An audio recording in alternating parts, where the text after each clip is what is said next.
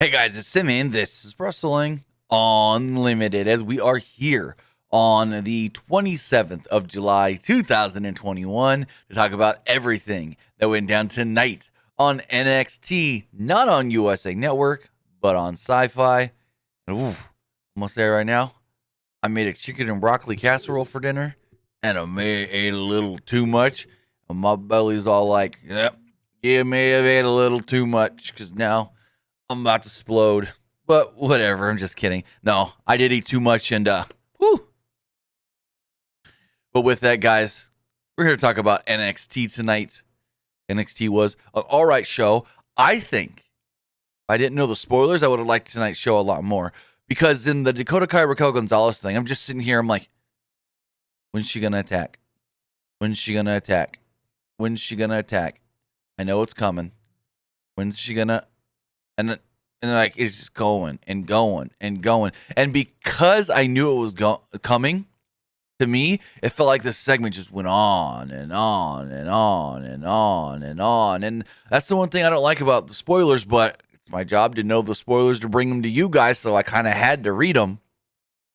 If I didn't have to, then I would have preferred not to, because I would have loved to not know that Dakota Kai turn was coming tonight. Like, we all knew. We all assumed that the Dakota Kai turn was coming eventually, where she was going to turn on Raquel and go for the title. That was something we all knew was going to happen eventually. But to have it spoiled and just be sitting there like, okay, when's it coming? When's it coming? They're dragging this out. I didn't like that, but that's, again, personal preference. Don't want to be spoiled. Chase Douglas says, what was your reaction to Dakota Kai turning on Raquel Gonzalez? Again, couldn't have a reaction because I already knew it was coming. That was the bad thing. That is the bad thing about these pre-tape shows. I wish they were all live. There's no reason why this show didn't have to be live tonight. Yes, it wasn't on USA, it was on Sci-Fi, but was that a WWE call to not do it live? Or was that an NBC Universal call to say pre-tape it? You know what I mean?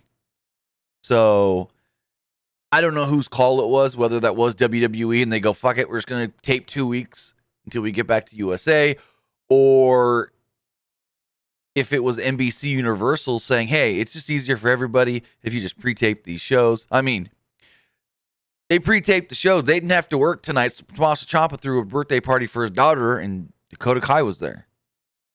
Just saying. But with that, I want to say thank you to Cold Cuts in the YouTube chat for the Tier 1 subscription at 6 months. Appreciate that. And yes, that chicken broccoli casserole was as good as it looked. But regardless, I want to say thank you guys for joining me here. Twitch.tv/PWU Unlimited. YouTube.com/Pro Wrestling Unlimited. Remember, if you are watching on YouTube, you can help us out a couple of different ways. In the live chat, you can help us out with a super chat or a super sticker donation. Also on YouTube, you can join us. You can subscribe by becoming a channel member. As far as being a channel member, you get early access to news, early access to non-news podcasts, early access to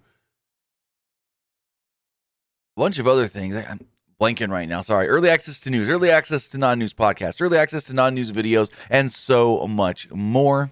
On the flip side, if you're watching on Twitch, you can help us out by hitting that donate button down below or donating Twitch bits in the live chat.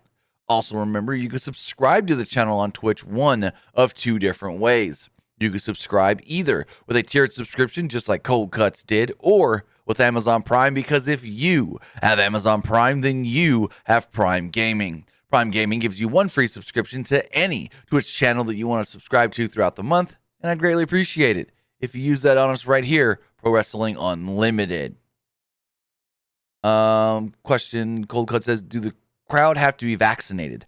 Now, I don't know if they have to be vaccinated, but I know they have to at least have a negative COVID test, because last I heard, which was before the vaccinations, WWE was actually paying for the fans' COVID tests. That's when they only had about 50, 60 fans in the building.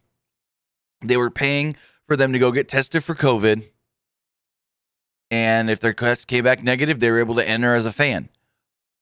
But now that they've got over 200, if not more people in there every week, I don't know if they're requiring them to get vaccinated, saying, hey, if you want to be in the crowd for NXT, you got to be vaccinated, or if they just got to prove that they're either vaccinated or negative test. I don't know, and that's something I should ask about. But like I said, I know before when they had about 50 people in there as fans, they were paying for them to go get vaccinated, and then WWE would shuttle them from one area back over to the Performance Center. Just reading some more of the chat really fast before we get going. So Sin Saturday asks, is the same thing with the main roster? The main roster, it all depends on the venue. If, say, they go to the All-State Arena and they say anybody can enter, regardless vaccinated or not, anybody can enter, regardless vaccinated or not. But say they go Madison Square Garden. Madison Square Garden will be requiring that you are either vaccinated and have proof of the vaccination, or that within, I want to say it's 48 hours of the show on September 10th, you had a negative COVID test. So that WWE is putting on the arena. Whatever the arena and the guidelines for their state, city, and county, that's what WWE is going off of. Whatever the arena knows that their limitations and expectations are based off of their state, their county, and their city rules and guidelines for COVID-19, which it all could be changing here soon, to be completely honest, and not in the positive way.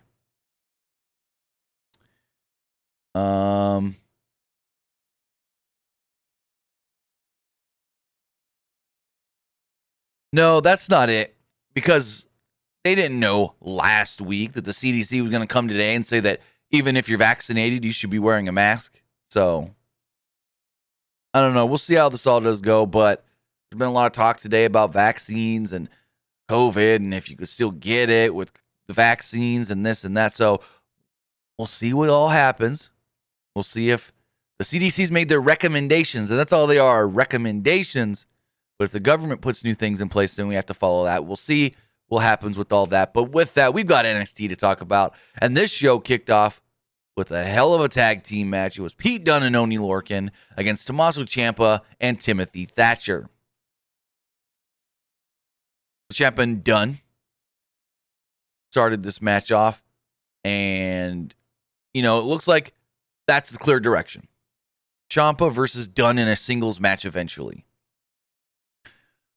Early on was a battle of attrition between the two teams. Who can beat the crap out of the other the worst? Great stuff between Thatcher and Dunn at one point. Champa and Dunn stayed apart early, but they glared holes at each other. Dunn soon tagged in and squared off with Champa, and business picked up.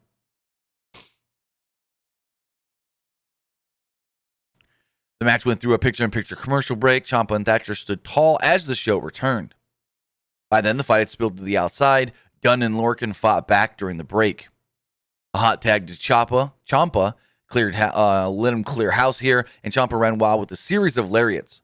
Soon, Ciampa was targeting Dunn's arm, and Lorcan tried to make the save, but he was grabbed by the ankle by Timothy Thatcher.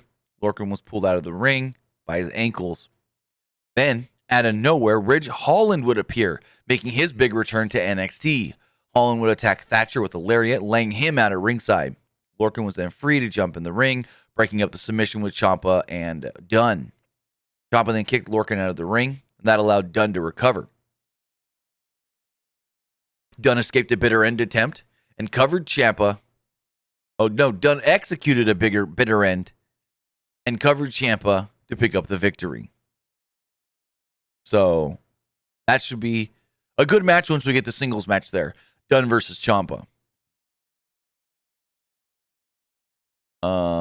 Aaron Wing says they're doing Scott versus Santos at TakeOver 36. Well, I would assume, but has that actually been announced? Because it wasn't announced, at least not that I saw during the show. Let's double check really fast. Let's check the Twitter.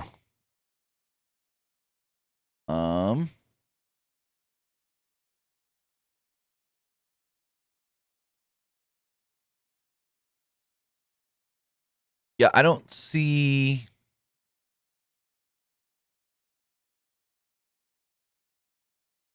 that has been officially announced.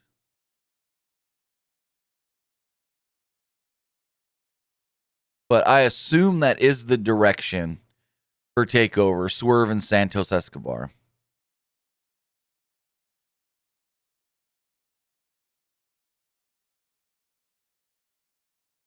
So going forward, Holland got into the ring after the match and jumped Thatcher.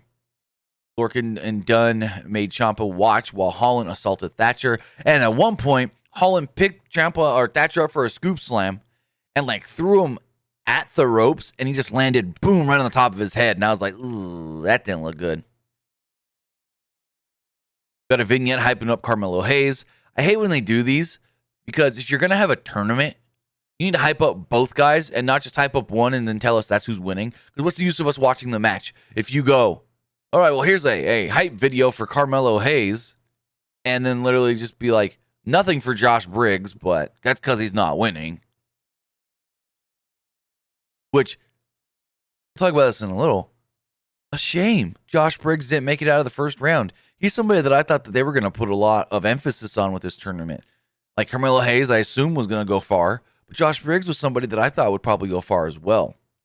Also, still haven't seen any brackets. We don't know who's facing off against who in the second round. Like, we know who made the second round, but we don't know who's facing who. Regardless, Hit Row with the promo, spoke in Spanish, running down Legado del Fantasma. I'm liking Hit Row more and more, and then they fucked them up tonight. Hit Row, just like I said about Frankie Monet on Twitter, don't need to be losing right now. Not at all. Next up, Samoa Joe made a beeline for the ring. This.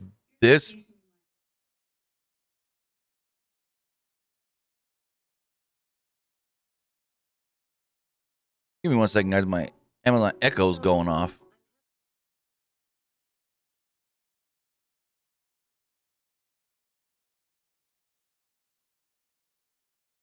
Damn thing just all of a sudden started playing music, and I don't know why.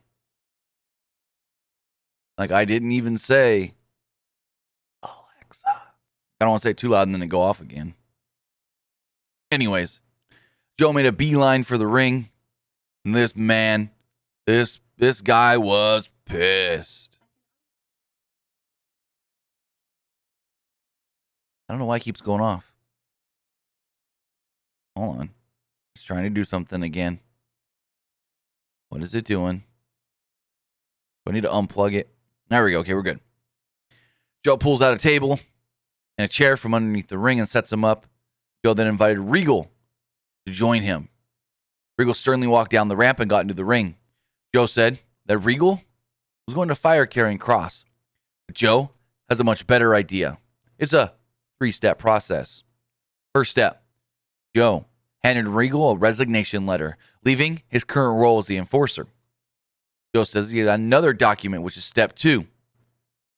Regal signing it would make Joe part of the active roster in NXT. The crowd erupted.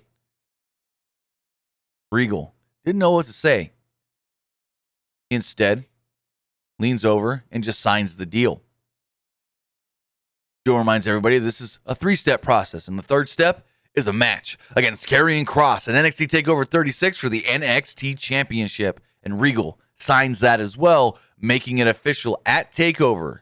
Joe versus Kross. That match, oh boy. I assume Joe wins the belt and becomes a 3-time? Do a little research really fast. Because Joe would win the belt and become a 3-time champion, which would also mean he'd be the only 3-time champion, I think. Yes. So,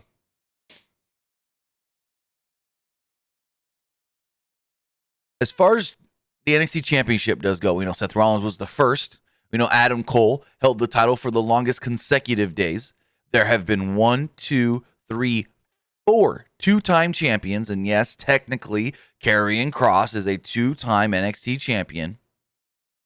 But if, and I would assume when, Samoa Joe beats Karrion Kross at TakeOver for the title, Joe would become the only 3-time NXT champion. Like I said, records are Finn Balor, Nakamura, Joe, and Cross are the only 2-time champions. Adam Cole, longest reigning champion of all time. Like as far as longest reigning single run. Finn Balor, longest reigning combined runs. But no one's been a 3-time champion. Nobody. But I think that first man will be Samoa Joe.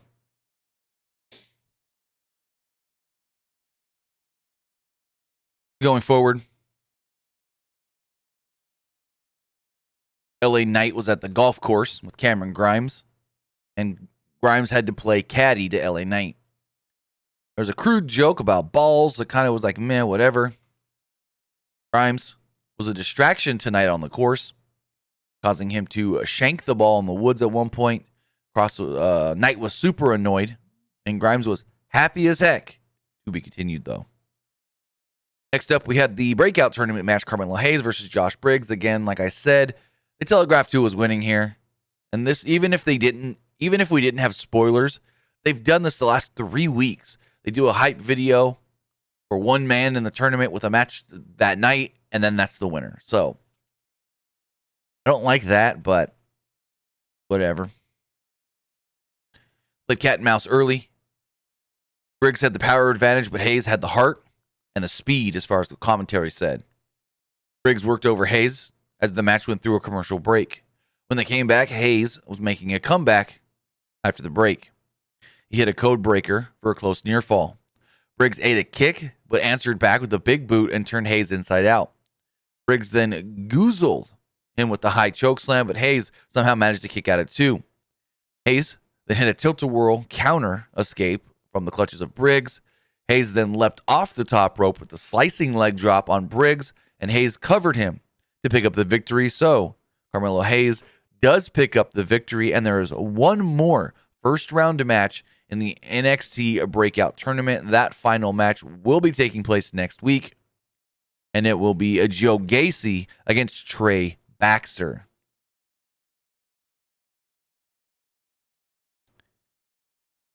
Going forward,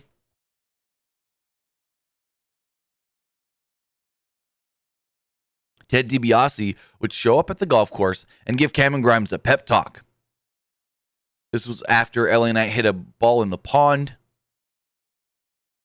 and told Grimes, you know how to swim? You like to swim? Go get the ball. So Grimes found the ball as DiBiase drove up on a golf cart. DiBiase told Grimes that he was better than this, and then Grimes responded that he was a man of his word, though. Grimes reckoned that Ted would be more upset at him if he didn't live up to his word. DiBiase told Grimes that Grimes wasn't born to be a butler. Quote, you were born to be a champion. DiBiase told Grimes to not lose his pride and urged him to fight for what he believes in. DiBiase then told him to think on it. So, I don't know how long this Butler thing's going to last. Hopefully it's over soon. Maybe they have a match takeover in 4 weeks and then we're putting this behind us. But the question is, once these two guys move off of working with each other, who's going to be the who's going to be the $1 million champion? Does that title stay around? And do they just treat it like a regular belt or what? The NXT Women's Champion, Raquel Gonzalez, came down to the ring with Dakota Kai to talk to the crowd and try to find a new challenger. She said that she's defeated everybody and then asked who is next to challenge her. And then on commentary and Dakota, they had to say it like 3 or 4 times, and this is so annoying. Big Mommy Cool. Really? Really? Just because people compare her and Dakota to Shawn Michaels and Diesel, she's now got to be Big Mommy Cool because Diesel was Big Daddy Cool? No. No.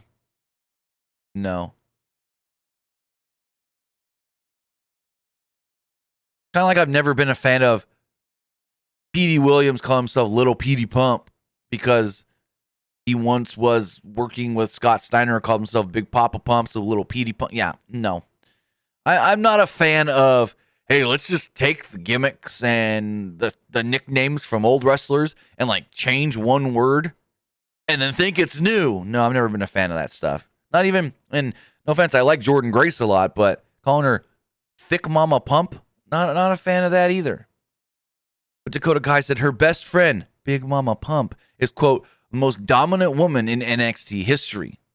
Kai put over Gonzalez being better than the other champions in NXT, like Charlotte Flair, Sasha Banks, Asuka, and others. I think she even mentioned Ember Moon. Kai then wondered out loud, who is next to challenge? Who will come out here and step up to the champ? Who thinks they are woman enough to try and take this title from Raquel? I kept yelling towards the entrance ramp. She finally said, well, I guess there's nobody. And the two started to, quote unquote, celebrate in the ring. And I'm like, what the fuck are you celebrating? And this, to me, because I knew it was coming, felt like it was long and dragged out. So eventually, Raquel takes the belt off from around her waist. She holds it up high. She gets on the top rope. She's yelling at the crowd, I'm your champion. I'm your champion. And when she steps down off the middle rope, she turns around. Boom! Kicked right in the face by Dakota Kai. Dakota then grabs the belt, says something to her, because right before this, she said, as long as I'm by your side, you will remain the dominant champion. And so she has the belt. She says something to Raquel, but we couldn't quite hear it. And then she drops the belt on Raquel's waist as Raquel is laid out in the middle of the row, in the corner-ish area. So it looks like this will be the feud and the match going into TakeOver. It will be Dakota Kai challenging Raquel Gonzalez. And here's my theory, which this theory may be dead in the water already, but when Frankie Monet first debuted on NXT television, she came out to the champion, Raquel Gonzalez. Told her, I am La Güera Loca, and in due time, I will be coming for you in that title. And at the time, they were both heels. And I go, okay, Frankie Monet, she's great. Put her in the title picture, give her a couple wins, and then boom, she can win the belt. But you gotta turn Raquel first. So Raquel, now the babyface against Dakota Kai. My theory was she defeats Dakota Kai, then Frankie Monet can step up as the heel, and they can go from there. But they fucking pinned Frankie Monet tonight, killing any credibility and any momentum she had with the 2 or 3 wins that she's had in the past month or so. So maybe my idea is shot dead, because it's like, fuck, if you're gonna build up Frankie Monet to challenge for the championship, you don't pin her. You don't pin her, and that's what they did tonight. They didn't even pin Jessie Kamea. They pinned fucking Frankie. Stupid. And this isn't even the main roster. This is NXT fucking shit up. Come on, Paul. Fucking Hunter. Anyways, Adam Cole cut a hell of a promo in the back. I mean, who was surprised there? Adam Cole's one of the best talkers in all pro wrestling. Basically said that Bronson Reed is getting ahead of himself, thinking that he's going to come out here and beat him tonight and use Adam Cole's stepping stone. Adam Cole's ready to go, baby. So Io Shirai was training alone at the Performance Center, and Zoe Stark approached. He said they should train together as well. They're the NXT Women's Tag Team Champions. Shirai said, so, well, I wrote this weird. Starks insisted that maybe they should form a friendship. Friends? Io said, no, thank you. Stark says, well, no friendship then, but partners. Stark then invited Shirai to hang out, and she reluctantly agreed. She's like, yeah, I guess. We then see that Mandy Rose has got herself a little group. Just as Frankie Monet's trying to grow herself a group, Mandy Rose is trying to grow a group as well. She's got Gigi Dolan, the former Priscilla Kelly, and JC Jane. I don't know where this is going. We get the Battle of the Mean Girls. He said instead of WVD, Weird Vince Decisions, you could say WHD, Weird Hunter Decisions. True, but you don't get many of those. Like, usually NXT is booked logically. And they don't do stuff like beating a legit challenger for your championship, if not a possible next champion, just to build up some stupid feud with Robert fucking Stone of all people.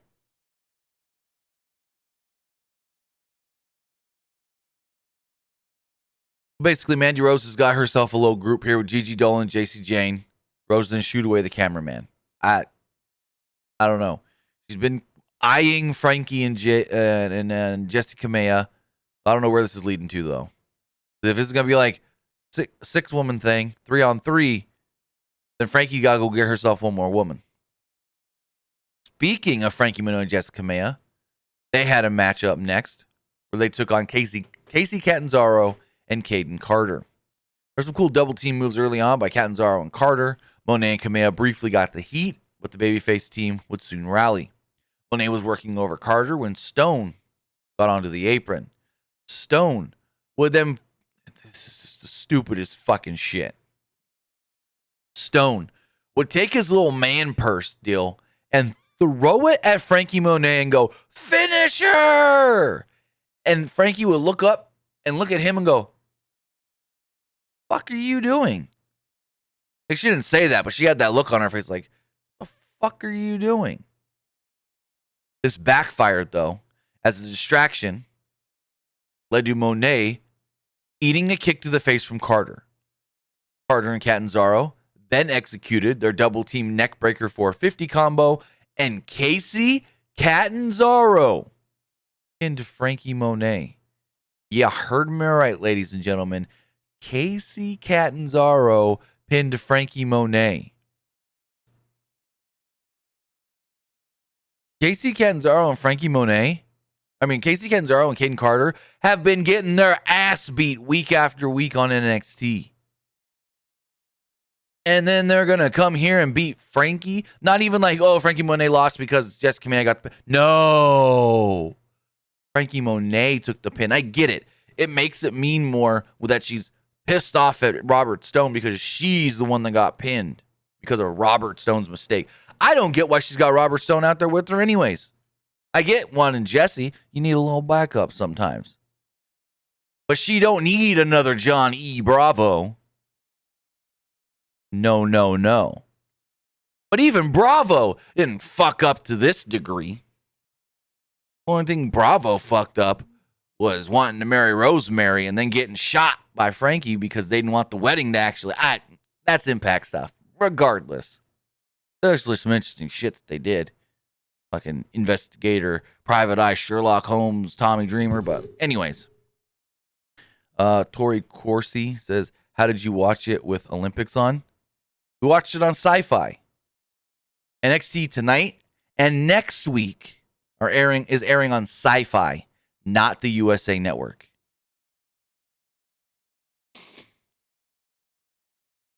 Going forward, Robert Stone joined Malcolm Bivens for a sit-down interview with Wade Barrett, and my first thought was, yep, this is why Roderick Strong is known for his in-ring work. He's an okay talker, not the best talker. Glad he's got Bivens there, but this is why in Undisputed Era, it was usually Adam Cole, sometimes Kyle O'Reilly doing the talking. Bobby Fish, not that good of a talker. Like, he can make his way through a promo if he needs to. Roderick Strong, better than Bobby Fish, but still not the best talker.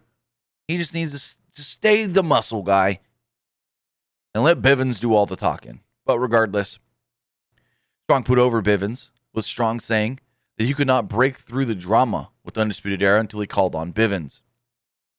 Bivens put over Strong as a leader, and Bivens talked about getting that money. They both addressed Bobby Fish, saying the biggest match right now for the Diamond Mine is to take out Bobby Fish. And, well, they're going to do that. And Strong warned Fish, we will finish this. Then, we actually got two WHDs, weird Hunter decisions, on the same fucking show. Very odd. Because we had Imperium against Hit Row's Top Dollar and Ashanti the Adonis. Now, Imperium was getting the better of Adonis early on in this match. You go, okay, whatever, it's Ashanti the Adonis. But you would think eventually they make a comeback. And Adonis never really did until he finally tagged in Top Dollar. Top Dollar mowed down Imperium, and the two teams started trading before the commercial break. Hit Row looked strong before the break. Imperium would regain control after the break, though, and got the heat on Adonis again.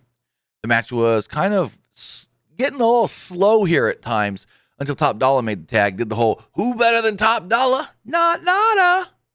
Cleaned house on Imperium. Adonis then tagged back in, and out would come Legado del Fantasma. North American champion Isaiah Swerve Scott and B-Fab were in the corner of Hit Row when Raul Mendoza and Joaquin Wilde would attack Scott at ringside. This got the attention of Top Dollar. The distraction that allowed Imperium to deliver a super uppercut into a doomsday powerbomb. And Barthel would pin Ashanti the Adonis to pick up the victory. And I go, no, you've got something here with Hit Row. Because granted, when Hit Row first started, I wasn't a fan. I'm like, oh, well, they're just rappers. But the more and more they go and grow as a team and get better as a team, the more they've grown on me. Again, not a fan of the rapping stuff. That Cypher or whatever they did went too long, didn't like it. But for them to get pinned, yeah, I get it. Swerve didn't lose. Imperium's probably going for the tag titles. They keep calling out MSK. But why did they have to beat Top Dollar and Ashanti the Adonis? Yes, again, Swerve didn't lose. But this kind of takes Hit Row a step back, even with Swerve as the champion. Because it's like, oh, Top Dollar not as well impressive as we think he was. Ashanti the Adonis, Top Dollar, not the team that we thought was going to be able to rise the ranks. Because, well, they got beat by Imperium, who, yes, picked up some wins recently, but they were on a little downward trajectory not too long ago either, or as well. So, two losses that shouldn't have happened tonight. Just like, well, never mind, I'm even going to say it. Van Dam Pick in Hand, the super chat donation says, Gordon Soley's Ghost approves of Samoa Joe and Karrion Kross going head to head. I'm off to the airplane Lou with a wet towel and cigarette. R.I.P. Soley. Thank you for the super chat donation. Really do appreciate that. As far as next week does go, hold on, let me look something up here. Do we get 3 or 4 things announced for next week's show?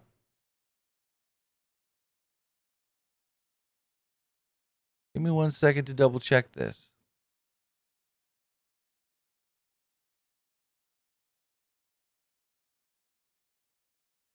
So it was announced for next week, breakout tournament, Joe Gacy versus Trey Baxter. Bobby Fish versus Roderick Strong. And a love her or lose her match, Johnny Gargano versus Dexter Loomis, where if Johnny wins, Indy Hartwell, don't think about Dexter anymore. But if Dexter wins, he gets a shot at Indy and gets to go on a date with her. She gets to try and date Dexter. So, yeah. Not going to give any spoilers for next week. But yeah. Also, nope. I saw someone in the chat say Hero versus Legado del Fantasma next week, but that wasn't announced.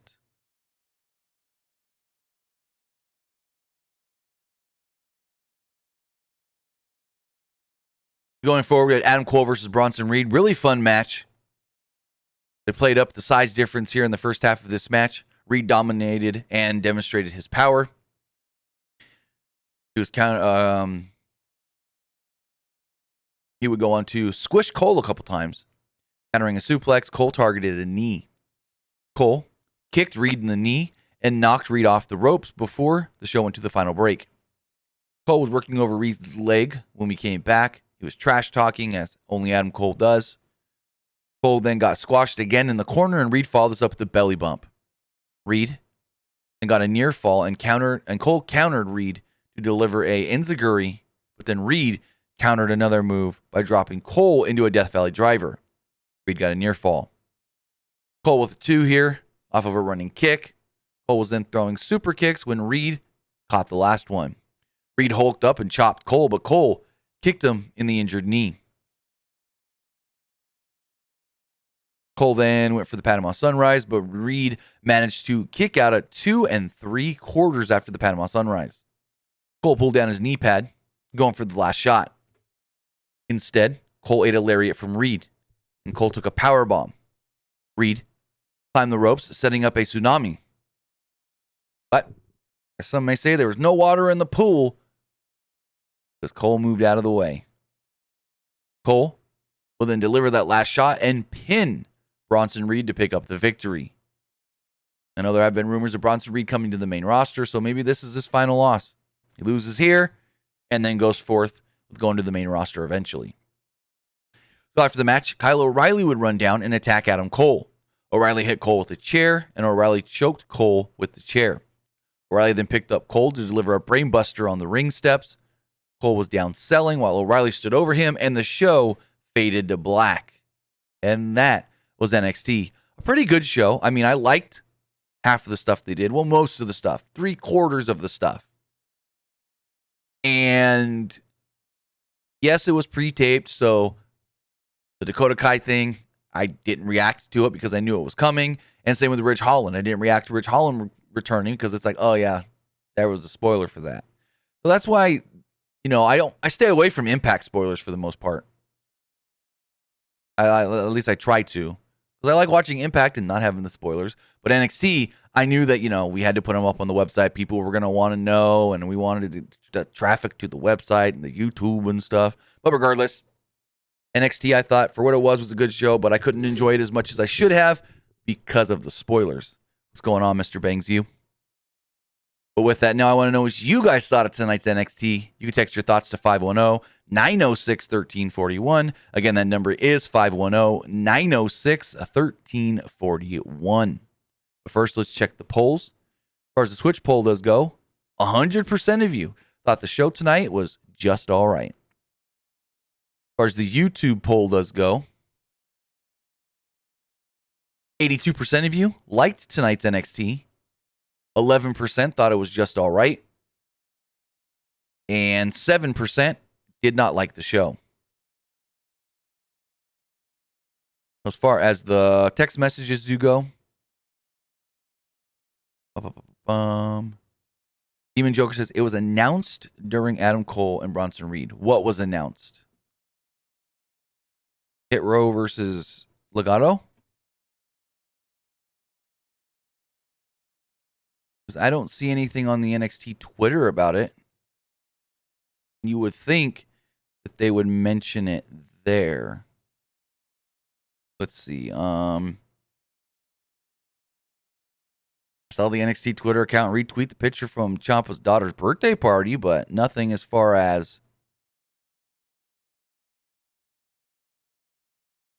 nothing as far as announcing a match during the main event that I saw or see. Oh, found it. Yes. Next week, it is Hit Row, Top Dollar, and Ashanti the Adonis against Joaquin Wilde and not Raquel, Raul Mendoza. You are right. Thank you, Demon Joker. I had to sort through all the different tweets on the NXT Twitter, but I did find it. Let's pop that up on the screen for you guys right here if you did miss it as well.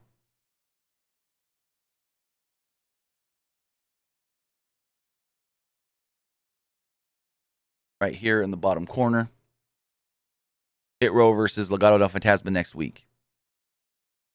Shows how much I remember from the spoilers. All right, as far as the text messages do go, it says, you see Mandy Rose winning the Women's Championship in WWE? Probably not. It says, the show was all right. I knew what to expect because I watched your spoiler video, but decent show. Hopefully after next week, they will stop spoiling the show and making people not want to watch it. No, they're only... They only taped this week and next week because they're not on USA. Once they're back on USA in 2 weeks, back to live.